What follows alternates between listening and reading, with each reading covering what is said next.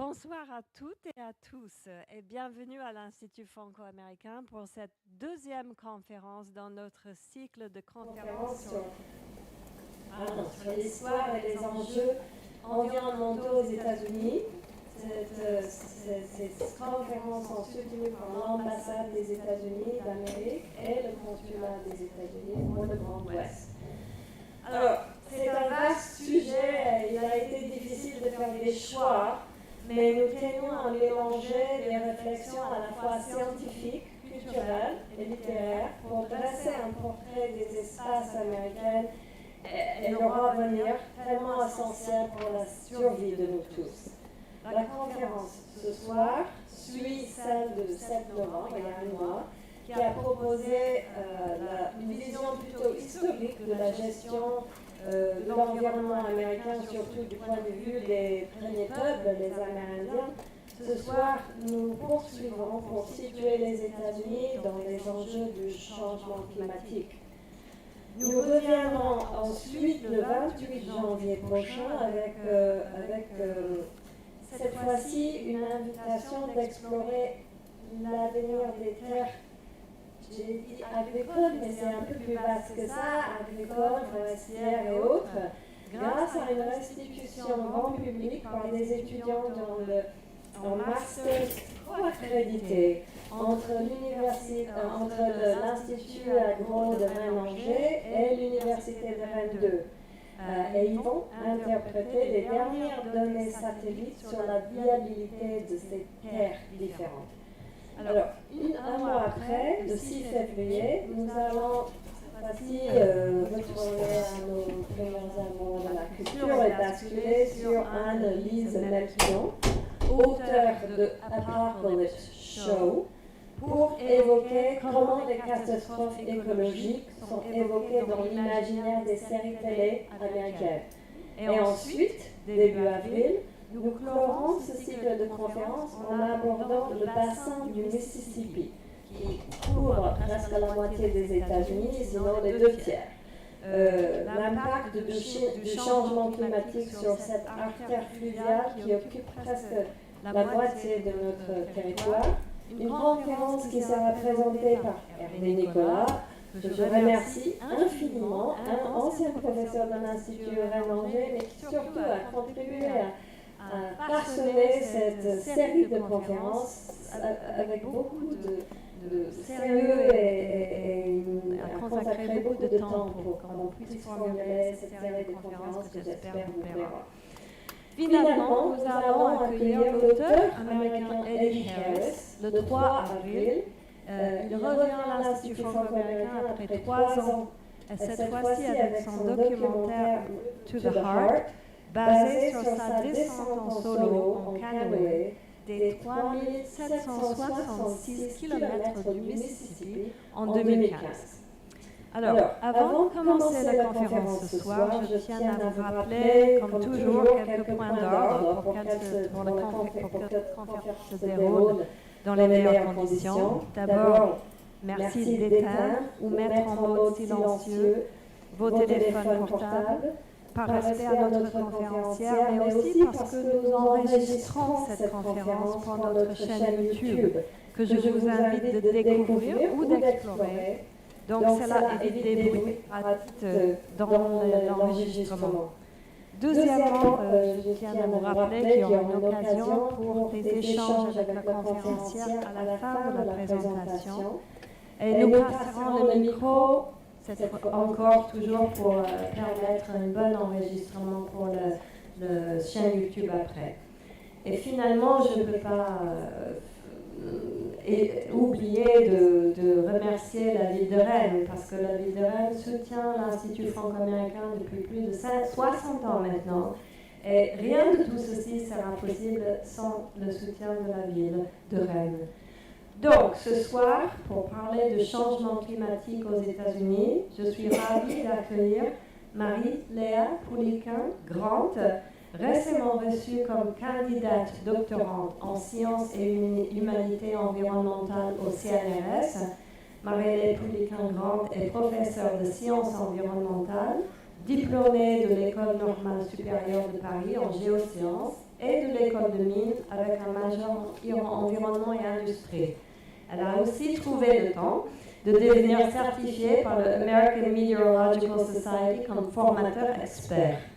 Je ne tarderai pas plus sur les lauréats de Maria-Léa qui sont très nombreux déjà pour sa brève carrière et je vous la laisse découvrir ce soir par vous-même. Donc merci de vous joindre à moi pour accueillir Marie-Léa Poulican-Grant.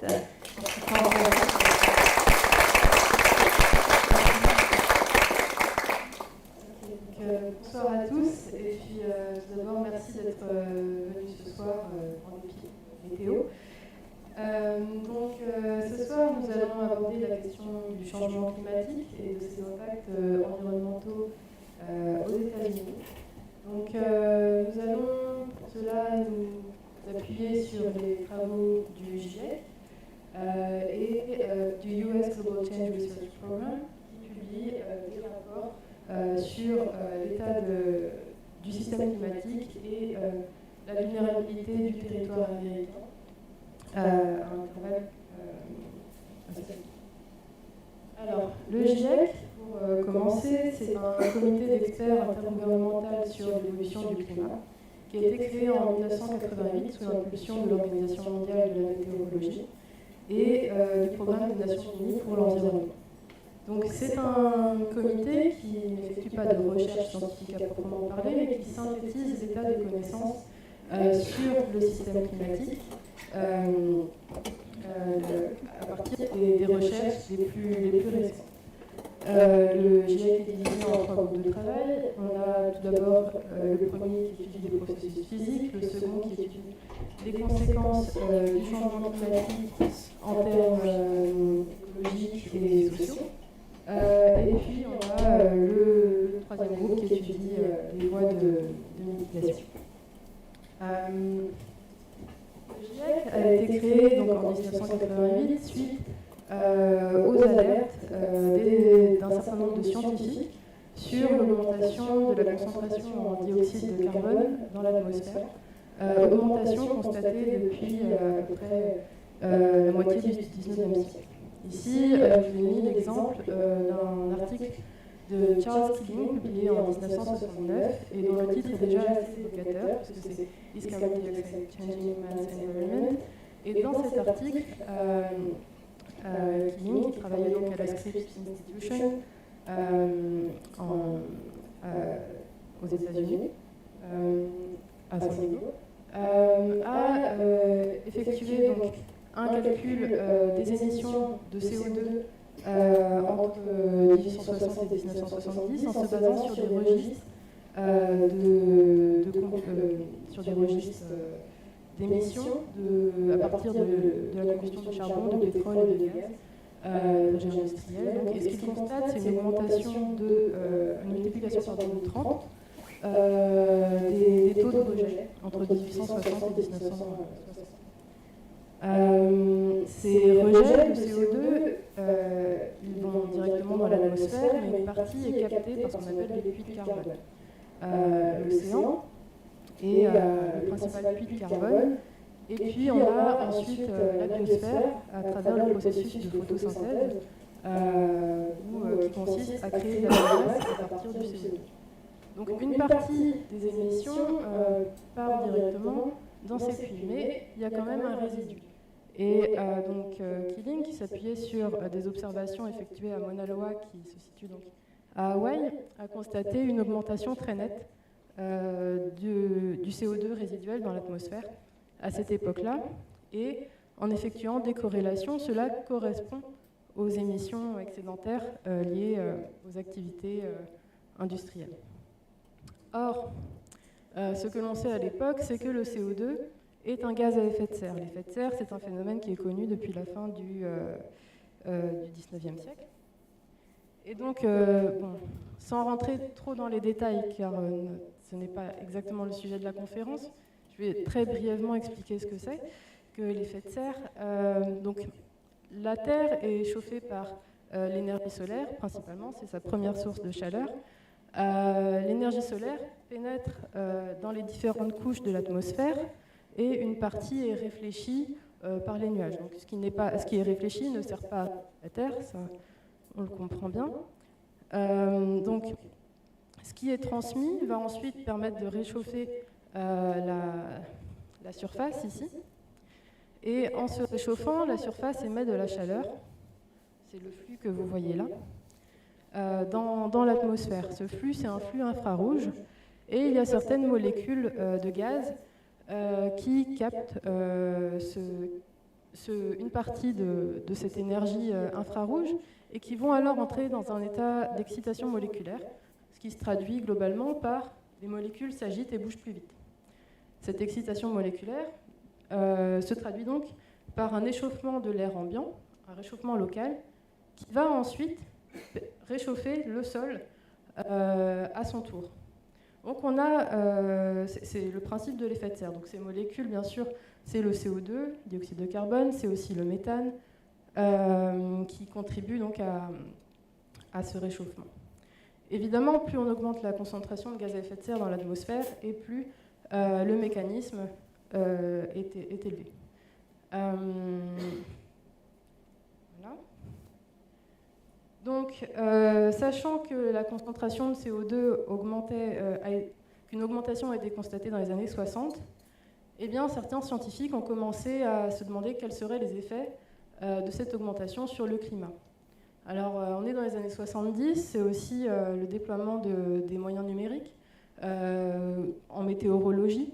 Et donc, en 1975, il y a des scientifiques du MIT qui ont réalisé une première simulation numérique des effets d'un doublement de CO2 sur le système climatique.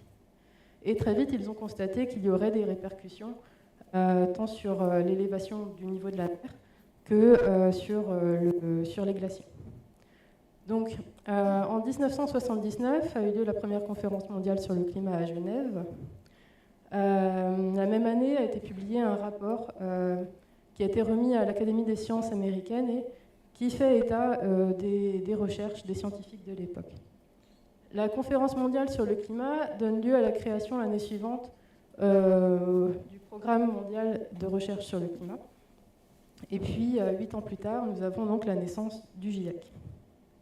Le premier rapport du GIEC, publié en 1990, et fait état de l'augmentation de la concentration de gaz à effet de serre et de l'augmentation des températures, que ce soit dans l'hémisphère nord ou dans l'hémisphère sud. À l'époque, le GIEC se donne encore 10 ans pour confirmer le lien de corrélation entre les émissions anthropiques, émissions humaines, de gaz à effet de serre et l'élévation de la température. Alors depuis, donc, il y a un certain nombre de réseaux d'observation qui se sont déployés en surface. Ici, vous avez le réseau d'observation au sol de l'atmosphère. Vous voyez différentes stations. Et puis, pour avoir un maillage plus global, on se sert aussi des données satellitaires et des instruments, des données envoyées par les instruments embarqués à bord des satellites. Couvrir l'atmosphère ne suffit pas. On observe également l'océan. Ici, vous voyez sur la photo le lancement d'un flotteur Argo qui permet de sonder l'océan, de tracer des profils verticaux et de récupérer des données de température, de salinité, et donc à nouveau de voir ce qui se passe dans les profondeurs, cette fois. L'ensemble de ces données, on imagine bien que ça génère beaucoup de données, est traité numériquement. Ces données d'observation alimentent des modèles physiques de climat.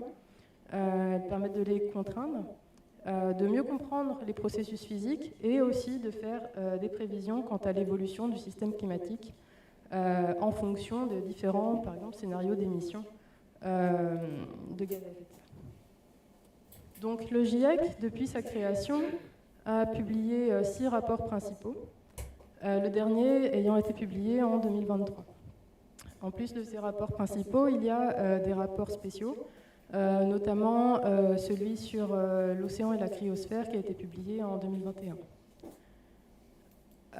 Dans son dernier rapport, donc, le GIEC est formel quant à l'évolution de la température moyenne à la surface de la Terre. On est aujourd'hui à une augmentation de 1,1 degré par rapport à la période 1850-1900. Ce qu'il faut remarquer dans cette courbe, c'est l'évolution abrupte, extrêmement rapide de la température moyenne de surface. On était auparavant, au cours du millénaire, au cours de ce dernier millénaire, sur une température relativement stable qui caractérise la période géologique dite de l'Holocène.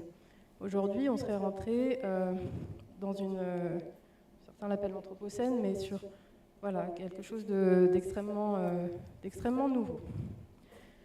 Dans le 6e rapport, le GIEC est également formel sur le fait que ce sont bien les activités humaines qui ont déclenché ce réchauffement planétaire. Et ici, si on regarde la courbe des émissions, alors elle est peut-être un petit peu mal passée, mais on voit ici la courbe des émissions globales de CO2 à travers le monde. Donc la plus grande courbe, c'est le total. Puis ici, vous avez les émissions des principaux, par région. Donc on a les émetteurs historiques qui ont fait leur transition, la révolution industrielle le plus rapidement, donc l'Europe, les États-Unis. Et puis on a les nouveaux émetteurs. Aujourd'hui, c'est la Chine qui est le principal émetteur de CO2. Et les États-Unis restent quand même en numéro 2. Donc depuis 1850, les émissions de CO2 ne font qu'augmenter. En termes de gaz à effet de serre, j'ai beaucoup parlé du CO2, mais il y en a d'autres, notamment le méthane qui est émis par l'agriculture. Vous avez également les oxydes nitreux, et puis vous avez aussi des gaz fluorés.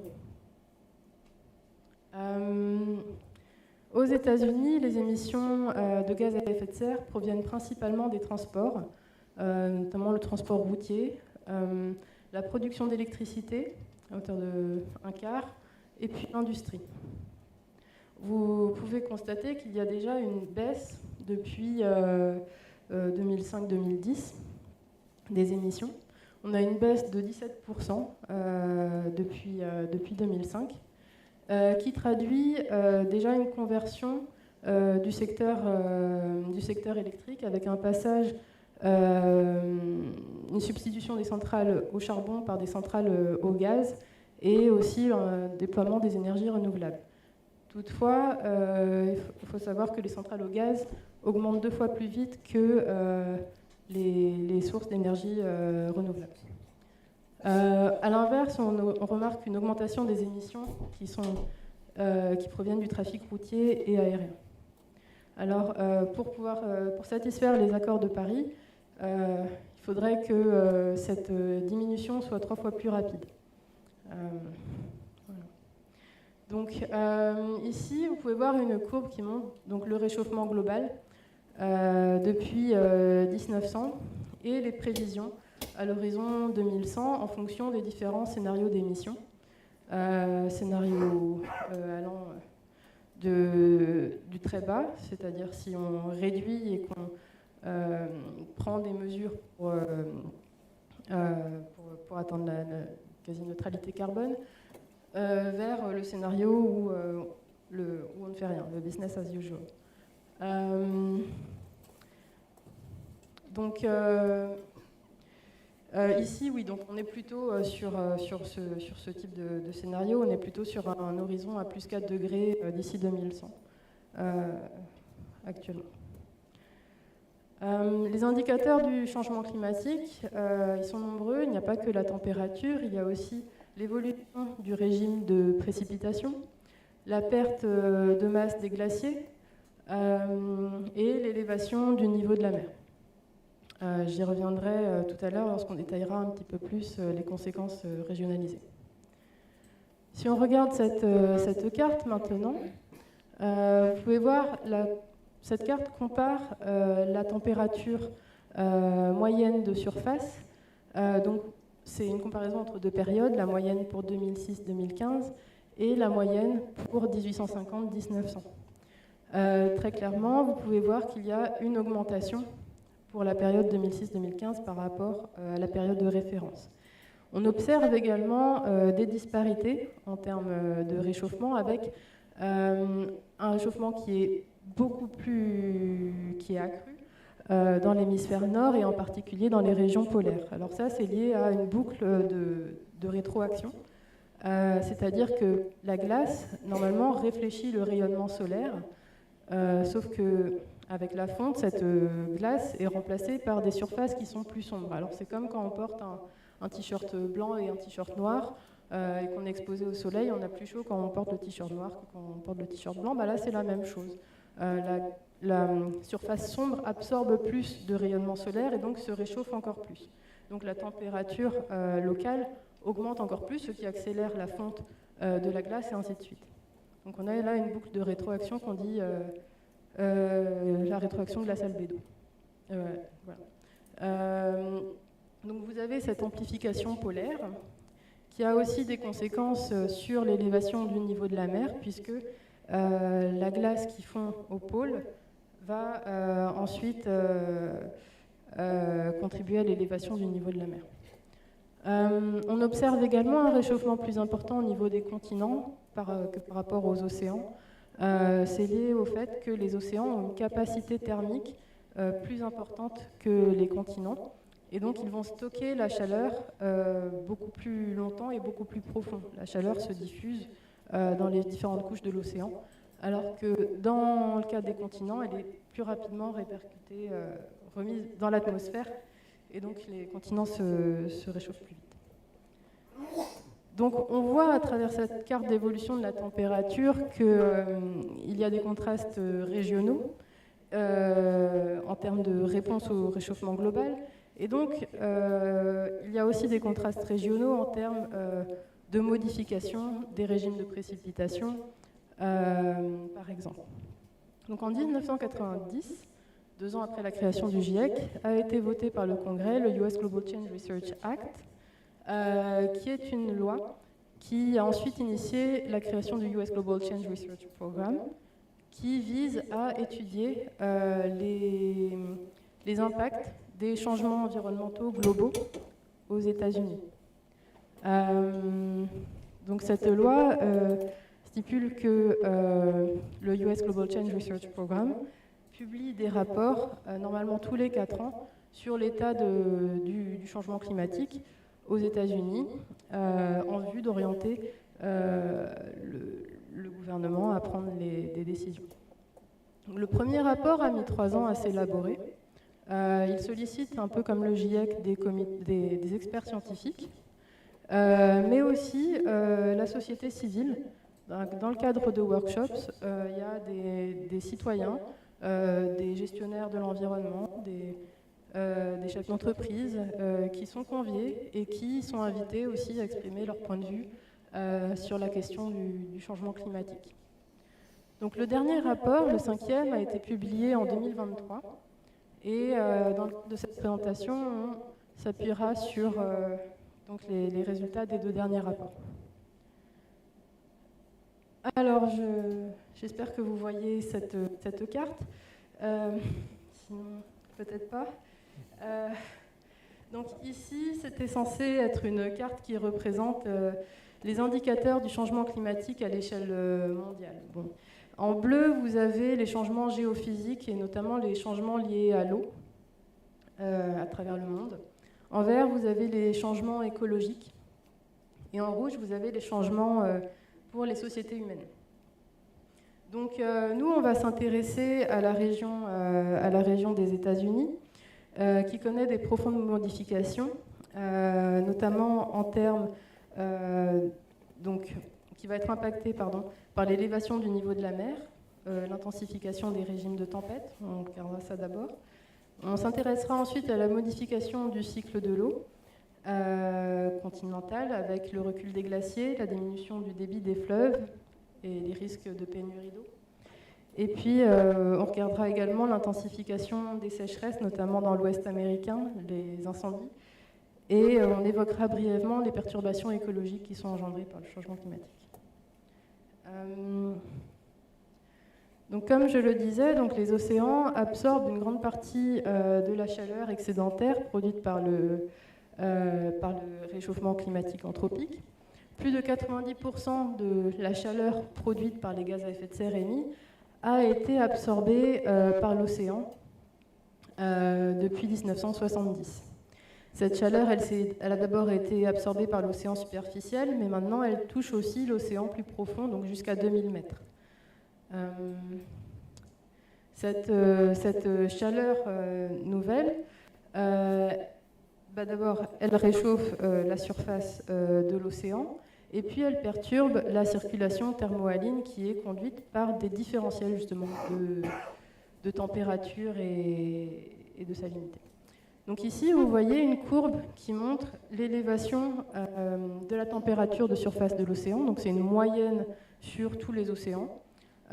Et on voit donc très clairement la tendance à la hausse. Et puis ici, vous voyez les contrastes régionaux.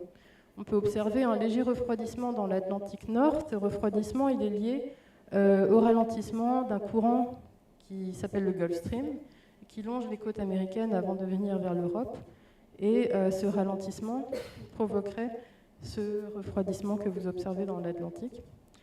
Quant à ici, on observe un refroidissement dans le Pacifique Sud qui est lié à un phénomène périodique ou quasi périodique qui s'appelle El Niño, La Niña, et qui crée des anomalies soit positives, soit négatives en termes de température à échelle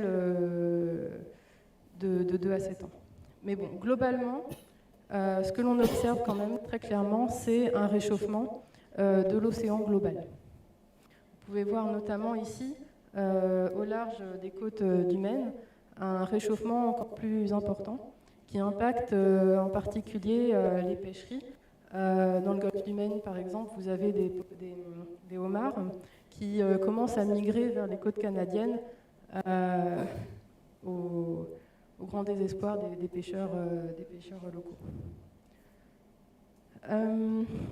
Donc, les océans se réchauffent, la glace tend à fondre, ce qui contribue à l'élévation globale du niveau de la mer, courbe que vous voyez là-bas. Donc, cette élévation globale du niveau de la mer, elle est liée au réchauffement de l'océan qui crée une dilatation, une augmentation de son volume, et à l'apport en eau par la fonte des glaces.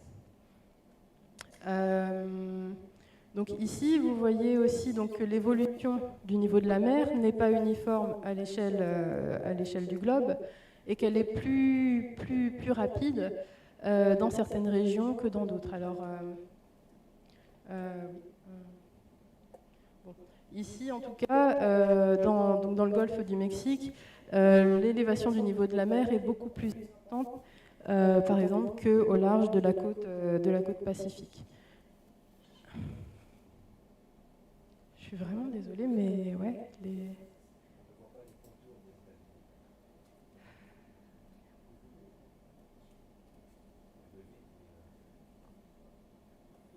Bon. Eh bien, bon, bah, on va...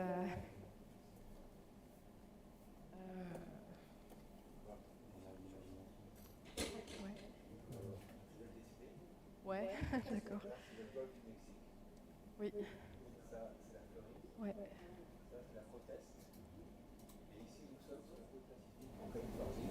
Et on remonte jusqu'à la côte Utah. Ça, c'est l'Alaska. Voilà. Bah, c'est un peu dommage. Voilà, bon, bah oui, merci. Donc oui, ici vous avez le golfe du Mexique où l'élévation du niveau de la mer est beaucoup plus importante que le long de la côte pacifique. L'élévation du niveau de la mer est de 25 à 30 cm. Donc ça a gagné 25 à 30 cm depuis 1960, c'est énorme. Le long de la côte atlantique, c'est un petit peu moins, mais c'est quand même entre 15 et 20 cm. Et puis, au niveau du Pacifique, on est plus autour de valeurs de 0 à 7. Normalement, ici, vous auriez dû voir l'Alaska. En Alaska, on observe à l'inverse une baisse relative du niveau de la mer. Alors, c'est relatif dans le sens où c'est mesuré par rapport au niveau de la surface continentale. Et là, on aurait une surrection du plateau continental qui créerait donc cette diminution relative. Surrection qui pourrait être liée à la tectonique dans la région. Savoir qu'on est dans une zone de subduction où une plaque passe sous une autre, ce qui peut élever le plateau continental. Donc, suivant les différents scénarios du GIEC, il est hautement probable que l'élévation du niveau de la mer globale se poursuive au cours de ce siècle. Et on peut aller vers une élévation qui va de 60 cm à 2 mètres en fonction du scénario d'émission et donc en fonction du réchauffement global. Alors, pour ce qui concerne les États-Unis, ici vous avez une carte qui vous montre la projection dans le cas d'un scénario intermédiaire qui correspondrait donc à un réchauffement de 4 degrés. On voit très clairement que le golfe du Mexique est le plus impacté. Et puis ici, alors c'est une carte qui a été réalisée avec le Sea Level Map Viewer que vous pouvez retrouver en ligne. Ça vous montre les territoires les plus vulnérables sur la côte est, les plus vulnérables à cette élévation du niveau de la mer. Donc on voit que finalement toute la côte est vulnérable à cette. L'élévation du niveau de la mer, elle accroît les risques côtiers. On a 4 principaux risques, à savoir l'érosion du littoral, donc qui est responsable de la perte de 500 millions de dollars annuels en termes d'infrastructures, déjà actuellement. Donc on peut s'attendre que ces pertes augmentent au fur et à mesure que l'érosion est plus importante. Avec l'élévation du niveau de la mer, s'accroît aussi le risque d'inondation à marée haute. On a déjà depuis 2000 un doublement de la fréquence de ces inondations. Vous avez également le risque de débordement des cours d'eau.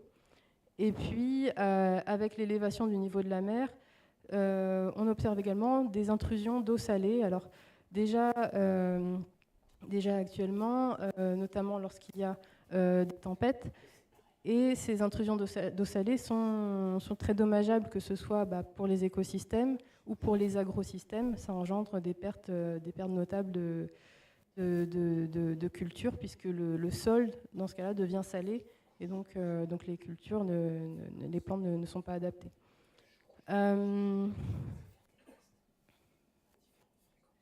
Alors, en plus de l'élévation du niveau de la mer, vous avez également une intensification des tempêtes et des ouragans qui est observée dans le bassin atlantique et qui peut se combiner aux inondations à marée haute. Alors ici, vous avez l'exemple de Charleston en 2015, où vous avez eu donc le passage de l'ouragan Joaquin et une inondation à marée haute en même temps, ce qui a provoqué des dommages absolument terribles dans la ville et un blocage de l'économie locale pendant plusieurs mois.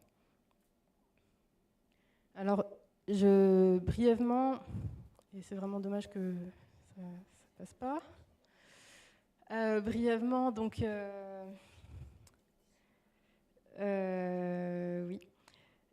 Donc le changement climatique intensifie également donc, les régimes de tempête. Une étude très récente qui a été publiée en septembre-octobre 2024 par le Climate Central, qui est un groupe indépendant de chercheurs, et une étude qui a été relayée par le Yale Climate Connections, montre que le changement climatique augmente la vitesse maximale des ouragans. Alors ici, vous avez, c'est un graphique qui montre les différentes tempêtes qui ont eu lieu en cette saison, durant la saison cyclonique, donc saison en automne. Et donc, par exemple, pour Milton, c'est un ouragan qui aurait dû être de catégorie 4, mais avec le changement climatique, qui est devenu un ouragan de catégorie 5.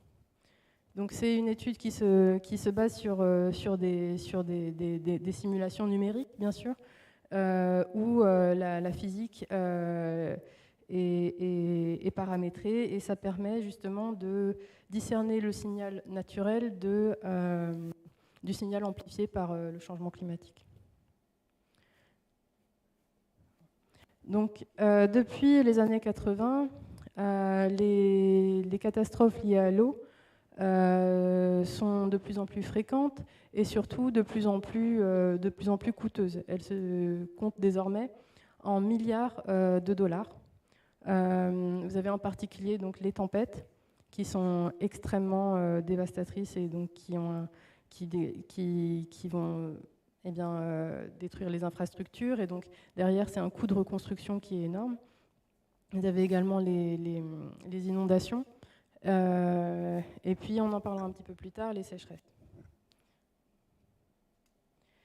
Alors, donc là, j'ai parlé des risques côtiers. Nous allons maintenant aborder la question de la modification du cycle hydrologique. Donc, on s'est intéressé plutôt à la côte est. Et désormais, on va plutôt rentrer sur le territoire. Alors ici, vous avez une carte qui montre l'évolution de la température à l'échelle du territoire américain. Donc c'est une évolution relative. C'est la 2021 qui est comparée à 1901. Et on voit donc une augmentation par rapport au début du siècle dernier, très nette, en particulier dans les régions de l'Ouest, et un petit peu plus faible dans les grandes plaines.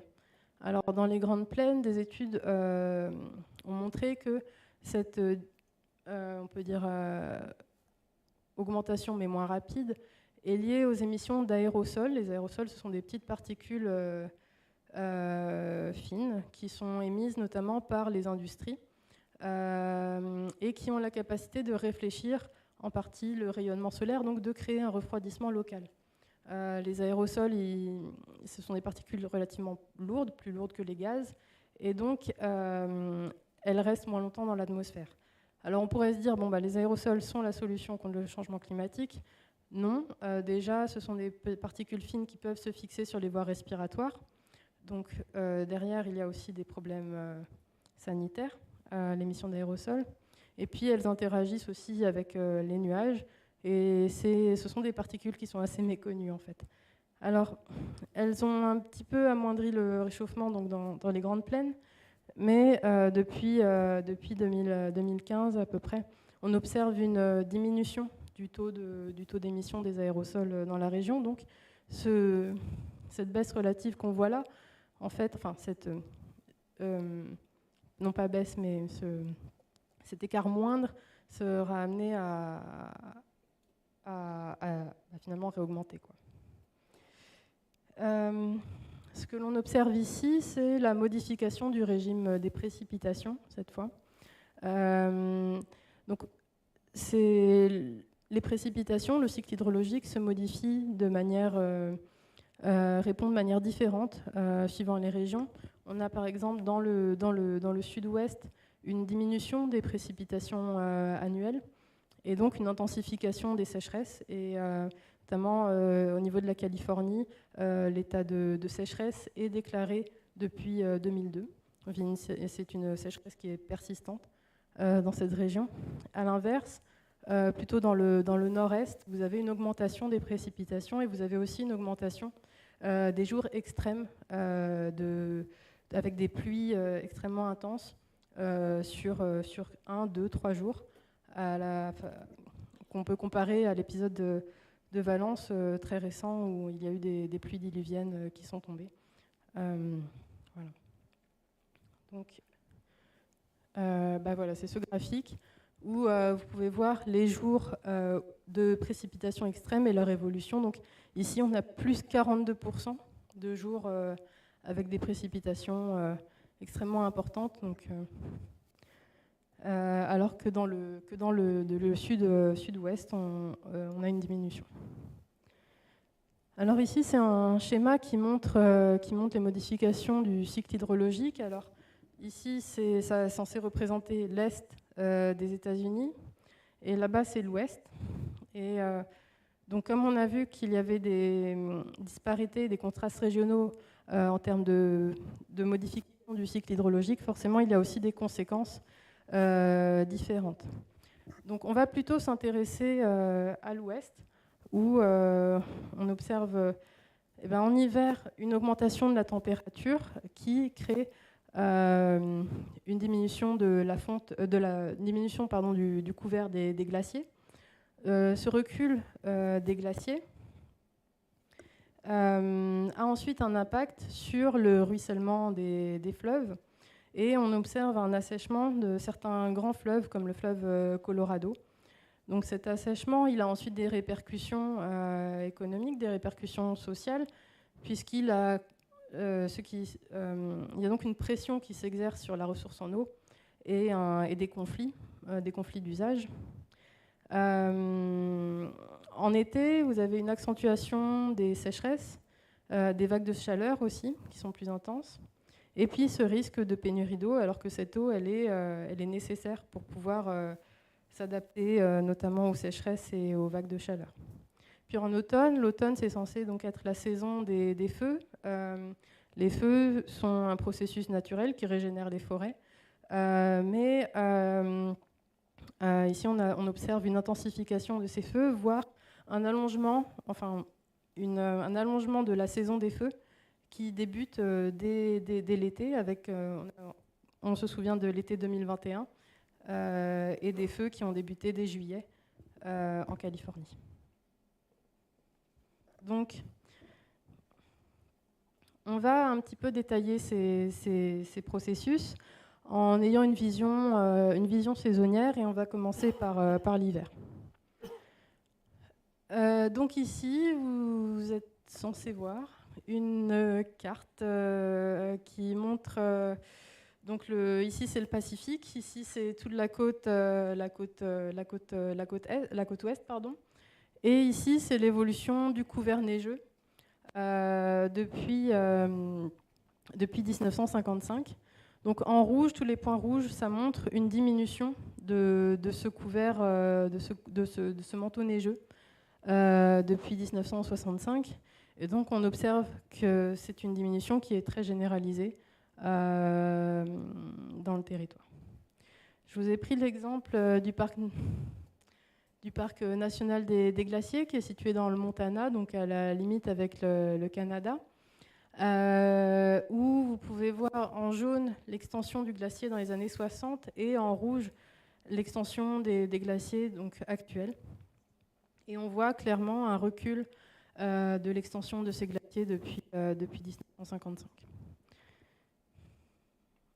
Dans cet autre exemple, c'est la région des Grands Lacs. Donc, on observe avec ce réchauffement une diminution de la période d'englacement des lacs, donc quand les lacs sont gelés. Et ici, donc, vous avez cette diminution de cette période qui est montrée pour les différents grands lacs de la région. Si on s'intéresse maintenant plus au printemps et à l'été, on observe au niveau des grands fleuves donc, une diminution du débit. Ici, vous avez l'évolution du débit de la rivière Colorado, du fleuve Colorado, pardon, depuis 1900. Et on voit une tendance à la baisse, en particulier par ici, qui est liée à la sécheresse intense depuis les années 2000. Alors en image, c'est un petit peu plus parlant. On voit donc le fleuve Colorado approvisionne les grandes villes du Utah, de l'Arizona et du Colorado. Ça représente la ressource, c'est un approvisionnement de 40 millions de personnes. Et depuis 1920, on observe une diminution du débit d'environ 20%, ce qui correspond à 1,5 milliard de tonnes d'eau perdue, soit l'approvisionnement annuel de 10 millions de personnes. Cette diminution du niveau du Colorado, elle est liée à la surexploitation par les grandes villes, par l'agriculture et à la sécheresse prolongée. La diminution du couvert neigeux a aussi des répercussions sur les ressources souterraines en eau. Ici, vous avez deux cartes. Une carte pour 1900, qui est la moyenne du siècle dernier, et ici pour 2001-2008. Et ici, vous avez la tendance de la diminution de la ressource en eau des aquifères. Donc, on avait déjà une tendance à la diminution dans certains principaux aquifères du centre des États-Unis. Et là, on a une diminution qui est encore plus accentuée. Cet appauvrissement des grands fleuves et l'assèchement des aquifères, elle accélère la pression sur la ressource. Or, donc, ici, vous avez un schéma qui montre les usages de l'eau, des eaux de surface et les eaux souterraines. Donc, ce sont des eaux qui servent à des usages domestiques, au système public, aux industries, à l'irrigation des cultures, aux centrales hydroélectriques, à l'agriculture, bien sûr. En 2015, la sécheresse observée dans l'État de Washington a conduit à des restrictions d'usage. Et donc là, vous avez l'illustration d'un verger qui n'a pas été irrigué lors de l'été 2015.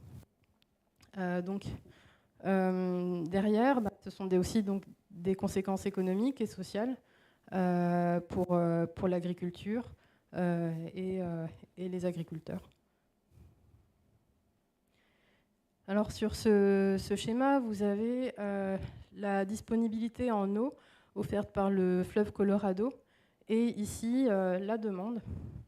Et donc on voit qu'aujourd'hui la demande excède la disponibilité en eau. Et ici vous avez la projection à l'horizon 2060 et donc la tendance se confirme à cet horizon. Donc maintenant, on va s'intéresser à l'été. Et donc en été, on a une amplification des sécheresses dans l'ouest américain et aussi des vagues de chaleur qui sont plus intenses et plus fréquentes, pas que dans l'ouest. Donc en 2021, on se souvient des températures records qui ont été atteintes dans la vallée de la mort, avec 56 degrés Celsius. Donc là, c'est invivable. Mais les vagues de chaleur, elles ont aussi des effets très importants dans les villes, parce que dans les villes, vous avez les bâtis qui amplifient le phénomène de vagues de chaleur, avec les bâtiments qui vont retenir la chaleur, l'asphalte qui couvre les routes aussi, qui sont des surfaces donc sombres, qui vont absorber cette chaleur excédentaire et qui vont donc amplifier le réchauffement local. On appelle ce phénomène l'îlot de chaleur urbain. Et donc quand il y a des vagues de chaleur, cela amplifie le phénomène. A l'inverse, l'eau et la végétation, l'eau a un fort potentiel thermique et donc absorbe, tamponne le réchauffement. Et la végétation offre également des zones d'ombre et donc atténue le réchauffement global.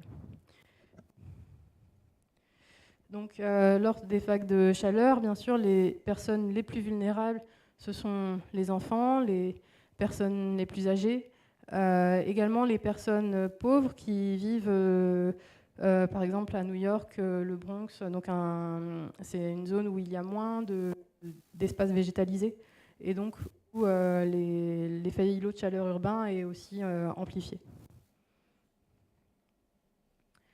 Donc, on va désormais s'intéresser aux sécheresses et on repart dans l'ouest des États-Unis. Donc, depuis 2002, l'Agence de protection de l'environnement américaine considère que le sud-ouest est en état de sécheresse persistante. Et cet état de sécheresse persistante est corrélé aux grands incendies de forêt. Alors, donc, 2021, Dixie Fire, c'est le deuxième feu le plus dévastateur de l'histoire des États-Unis. Donc, c'est un feu qui a duré quasiment 2 mois et qui a brûlé des centaines de milliers d'hectares dans la Sierra Nevada.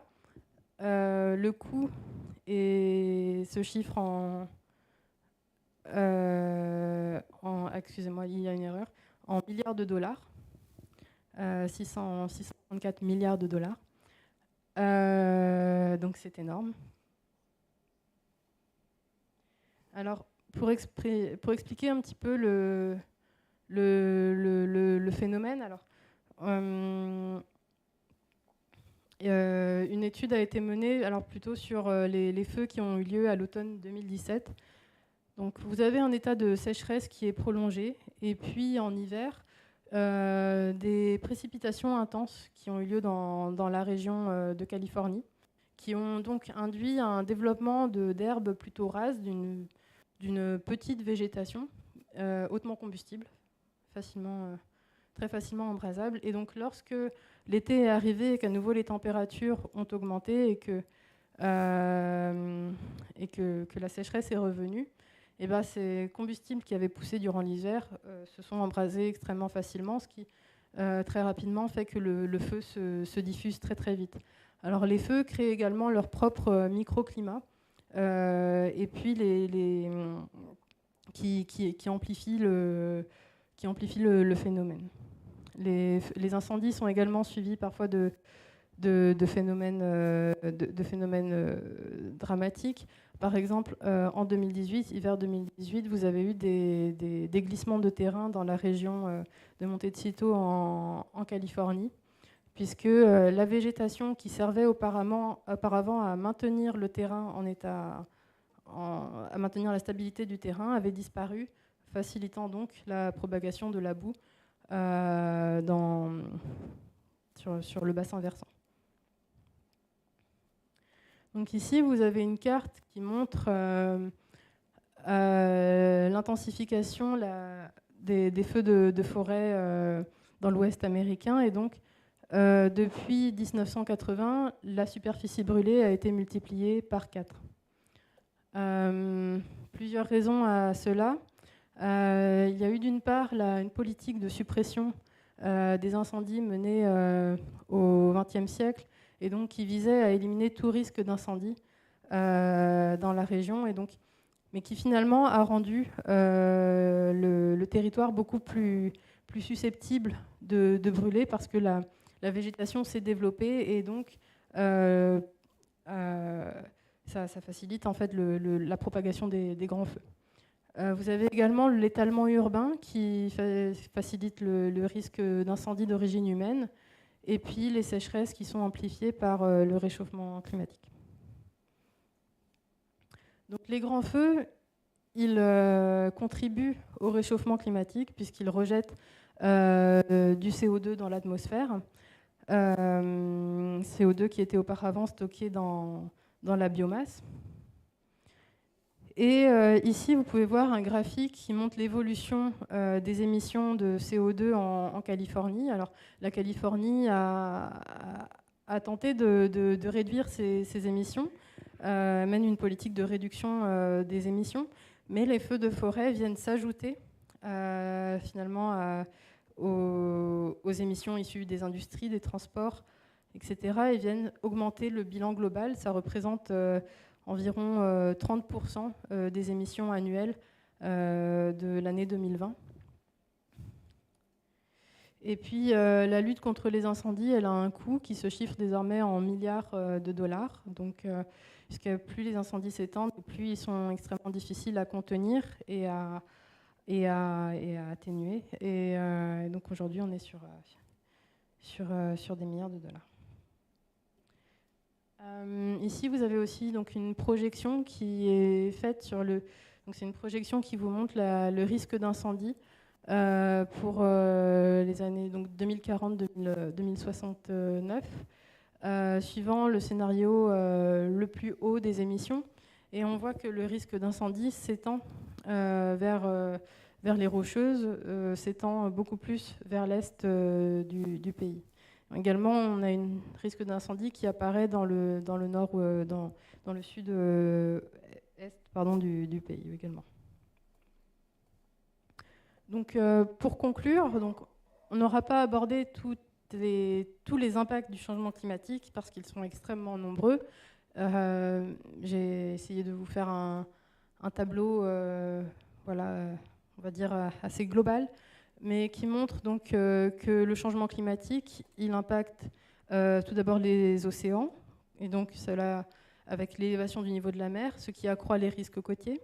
Il impacte également le cycle hydrologique avec une accentuation des sécheresses dans l'ouest américain et à l'inverse une intensification des précipitations dans l'est. Il accentue certains phénomènes extrêmes et tout ceci est susceptible de s'accentuer encore plus si les émissions progressent. Et donc ici, vous avez différentes projections pour l'évolution de la température, l'évolution des extrêmes de précipitation, l'évolution du niveau de la mer en fonction des niveaux d'émissions. Je n'en ai pas parlé, mais très brièvement, donc, le changement climatique perturbe aussi l'équilibre des écosystèmes, puisque les écosystèmes sont adaptés à leur milieu, à leur biome. Et lorsque ces conditions climatiques sont perturbées, eh ben, les espèces qui peuvent migrer vont migrer pour essayer de retrouver des territoires où les conditions climatiques auxquelles elles sont adaptées coïncident.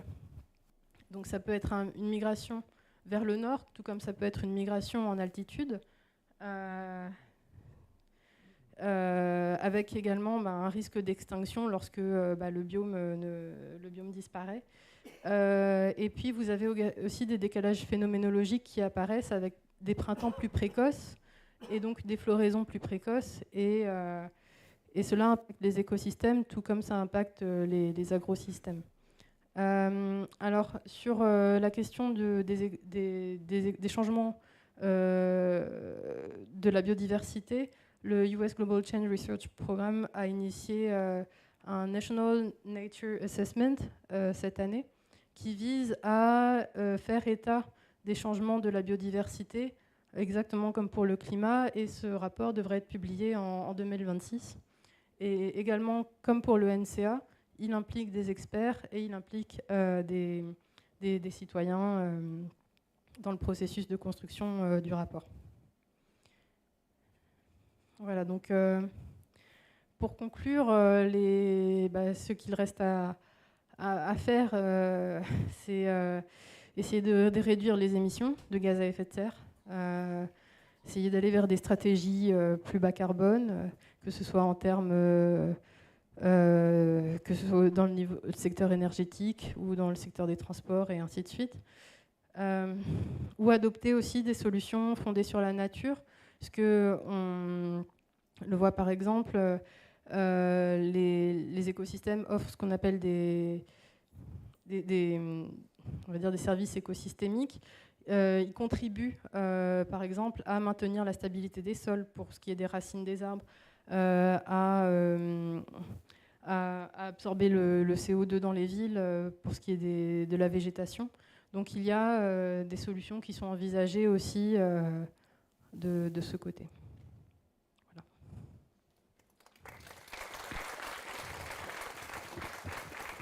Merci beaucoup pour cette panoramique très, très, très bien détaillée et très bien informée. C'est un point de départ pour énormément de questions et pour des réflexions. Et moi, pour ma part, je suis très contente que l'Institut franco-américain a pu recevoir cette conférence et enregistrer cette conférence parce que je pense qu'on va revenir dessus plusieurs reprises. Alors, c'est maintenant le moment de questions et d'échanges avec Maria-Léa Pouliken-Grant.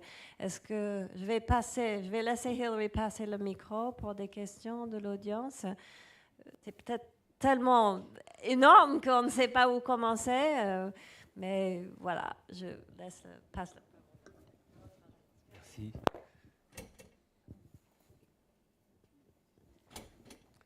J'ai une question, c'est au sujet des cyclones.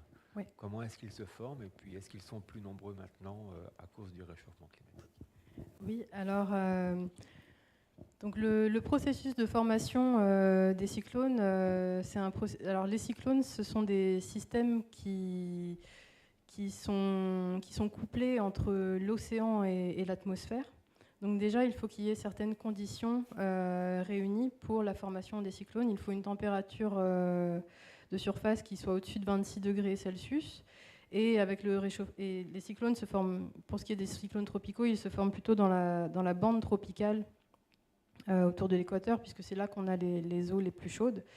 Et donc en automne, puisque c'est la période où l'océan a stocké la chaleur produite, a stocké la chaleur estivale.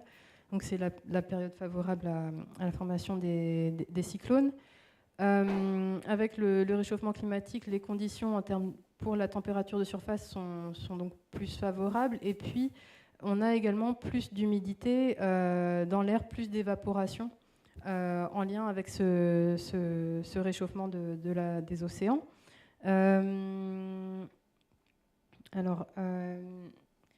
Donc ici, j'avais un slide qui vous montre un petit peu le processus de formation. Donc, voilà, l'eau est chauffée par le soleil.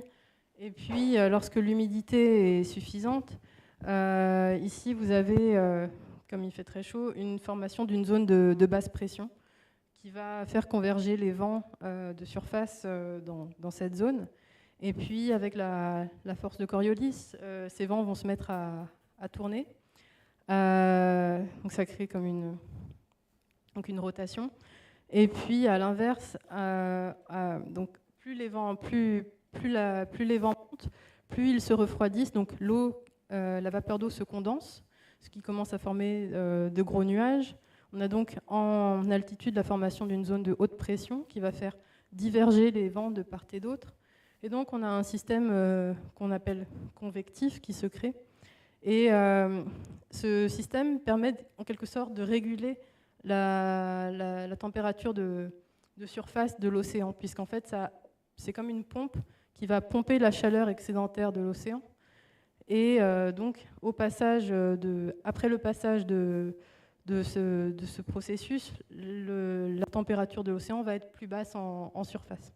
C'est un mécanisme en quelque sorte régulateur du climat. Le problème, c'est que c'est un mécanisme également extrêmement dévastateur. Voilà, et ici, donc, cette zone se réchauffe, et donc on a des tempêtes qui sont de plus en plus intenses à cause du réchauffement climatique. Voilà. J'espère que...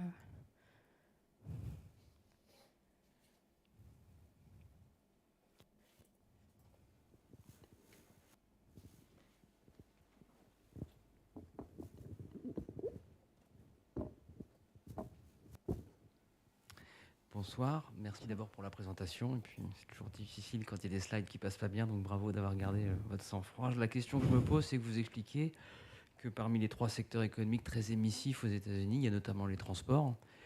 On a un peu, on voit bien qu'effectivement l'avion, la voiture individuelle d'un certain gabarit sont quand même très présents sur le sol américain. Et je me posais la question de savoir quelles sont éventuellement les perspectives de décarbonation de ce secteur des transports à l'aune des accords de Paris et des objectifs de neutralité carbone. Oui, alors le territoire américain est extrêmement vaste, et donc pour le parcourir, souvent les premières choses que les Américains font, c'est prendre l'avion.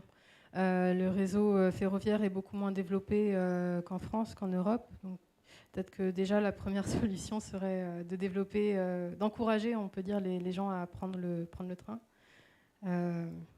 Voilà, on peut déjà songer peut-être à ça.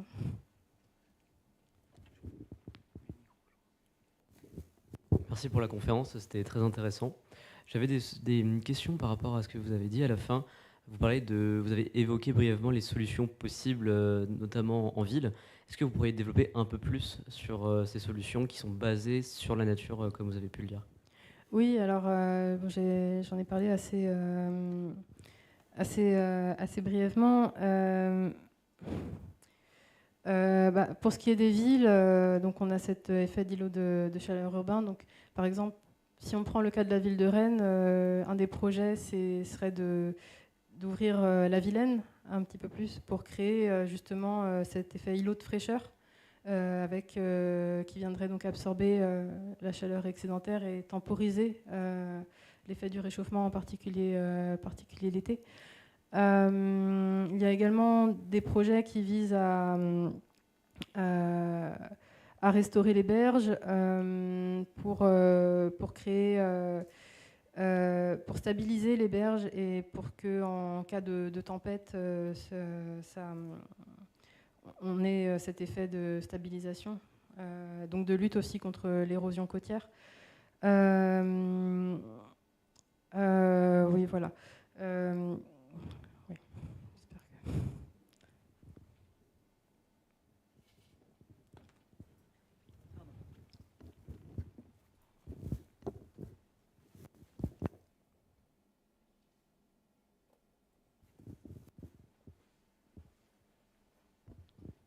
Bonsoir. Est-ce qu'on observe un changement dans l'opinion publique aux États-Unis vis-à-vis du climato-sceptisme et du changement climatique, puisqu'ils sont aux premières loges et aussi pas mal climato-sceptiques? Oui, l'opinion est très divisée. Il y a une étude qui a été publiée dans un journal de Harvard qui montre effectivement que sur la question du changement climatique, en fait, c'est extrêmement divisé, quoi. Il y a les extrêmes. Ouais.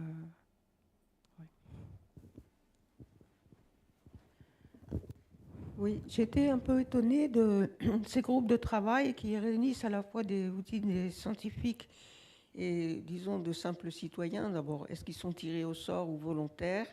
Et ça m'a étonné ce que vous disiez. Ils sont appelés à exprimer leur point de vue. Mais il y a des faits, il n'y a pas de point de vue finalement. Oui. Votre conférence est une conférence factuelle. Donc, oui. Quel est le rôle de ces gens? Imaginons qu'il y ait des climato-sceptiques et des gens du GIEC autour de la même table, ou qu'est-ce que c'est? Comment est-ce qu'on peut inclure des citoyens dans une concertation sur des faits? Merci pour votre question. Oui, alors en fait, c'est plus pour spécifier. Donc, dans ces rapports, vous avez d'abord les processus, ça c'est le chapitre 1. Ensuite, vous avez une déclinaison par thème, donc ça c'est le rôle des experts, la déclinaison sur l'eau, la question des forêts, la question des écosystèmes. Et puis ensuite, vous avez des chapitres qui sont plus régionaux. Et là, par exemple, on peut demander à un agriculteur quel est l'impact de la salinisation des sols sur ces cultures, par exemple. Donc c'est plus en termes de témoignages. Également, il y a un processus de revue du rapport, où en fait le rapport va être soumis aux citoyens afin de voir s'il est lisible par une personne, voilà, qui s'y connaît moins. Pour ce qui est aussi du National Nature Assessment, là, le rapport, l'élaboration du rapport a commencé et on peut voir sur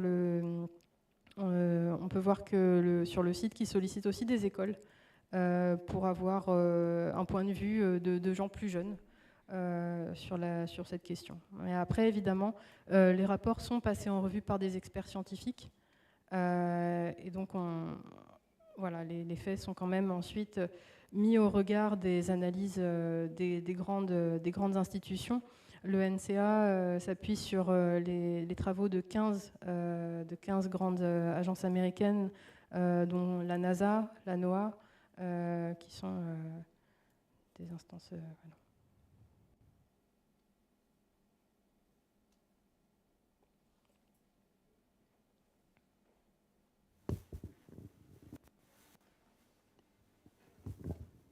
Bonjour, merci pour cette présentation. Je vous avoue que ce n'est pas tout à fait ma spécialité, donc merci d'avoir rendu ça à peu près accessible. Ma question, elle est facile. Je voudrais savoir si vous, qui maîtrisez le sujet mieux que moi, vous êtes optimiste pour l'avenir?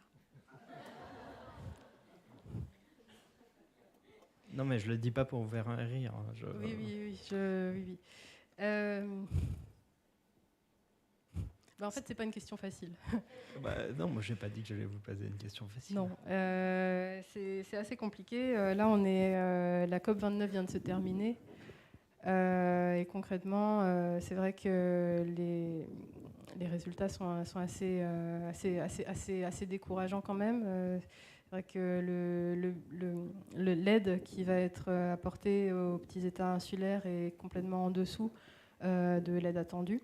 Donc de ce point de vue-là, ce n'est pas très optimiste. Ensuite, on voit bien que les émissions continuent de croître. Les émissions de CO2, elles sont dépendantes des politiques des États. Et bon, en cette matière, voilà. Merci pour votre réponse. On va peut-être terminer là. Je vous remercie tous pour être venus. Je pense que le but de cette conférence était de donner des bases scientifiques et je remercie infiniment notre conférencière pour mettre à portée de tous non scientifiques, quelques-uns de nous qui ne sont pas des scientifiques, pour mieux comprendre ces enjeux dans tout le reste, dans toutes nos activités quotidiennes. Et on peut espérer qu'il y aura encore des esprits éclairés qui vont prendre tout ça en compte. Donc je ne perds pas espoir, même j'apprécie beaucoup votre présence ici ce soir et surtout merci.